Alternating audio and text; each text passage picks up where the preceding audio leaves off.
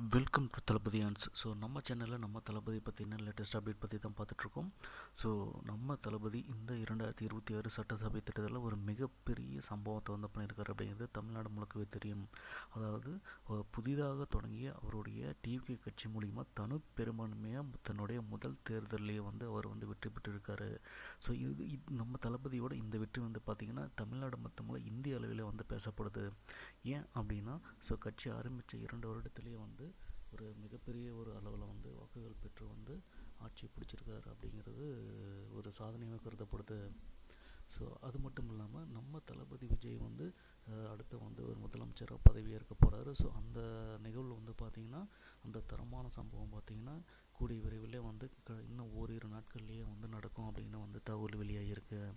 So இந்த நிலையில் நம்ம தளபதி விஜய் வந்து அதுக்கு கட்சி ஆரம்பித்த வந்து முதல் ஆரம்ப காலகட்டத்தில் பார்த்திங்கன்னா நம்ம தளபதி விஜய் பார்த்திங்கன்னா பாசிட்டிவாகவும் நெகட்டிவாகவும் பல பிரபலங்களும் திரைப்பிரபலங்களும் அரசியல் பிரபலங்களும் தங்களுடைய கருத்துக்களை தெரிவிச்சுட்டு வந்த நிலையில், அதாவது திரைப்பிரபலங்களே வந்து பார்த்திங்கன்னா நம்ம தளபதி விஜய் வந்து கட்சி ஆரம்பித்த புதுசில் அவரை பற்றி நெகட்டிவான சில விஷயங்களை வந்து பேசியிருக்காங்க. அதாவது எப்படின்னா வந்து தளபதி விஜய்க்கு வந்து அரசியல் தெரியாது, அவர் வந்து தேவையில்லாத ஒரு வேலையை பார்க்குறாரு அப்படிங்கிற மாதிரி ஒரு நெகட்டிவான வந்து ஒரு விஷயத்த வந்து பேசியிருக்காங்க. ஆனால் அந்த நெகட்டிவான தாட்டை எல்லாத்தையுமே வந்து நம்ம தளபதி விஜய் வந்து சுக்குநூறாக்கி பொடியாக்கியிருக்காரு. இந்த 2026 தேர்தலில் ஜெயிச்சதன் மூலிமா.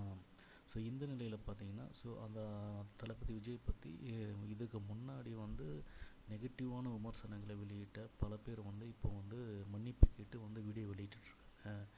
அதில் வந்து பார்த்திங்கன்னா முக்கியமான திரைப்பிரபலங்கள் இருக்காங்க. அதாவது இயக்குனர் அமீர், இசையமைப்பாளர் ஜேம்ஸ் வசந்தன் போன்றவங்க.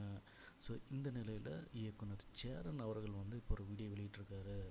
அதாவது அதில் வந்து அவர் என்ன சொல்லியிருக்காரு அப்படின்னா, அதாவது 2026 தேர்தலில் நம்ம தளபதி விஜய் வந்து மிகப்பெரிய ஒரு மாற்றத்தை ஏற்படுத்தியிருக்காரு. இப்படி வந்து இவர் ஒரு சேஞ்சை வந்து தமிழ்நாட்டில் ஏற்படுத்துவார் அப்படின்னு நான் கனவுல கூட நினச்சி பார்க்கல.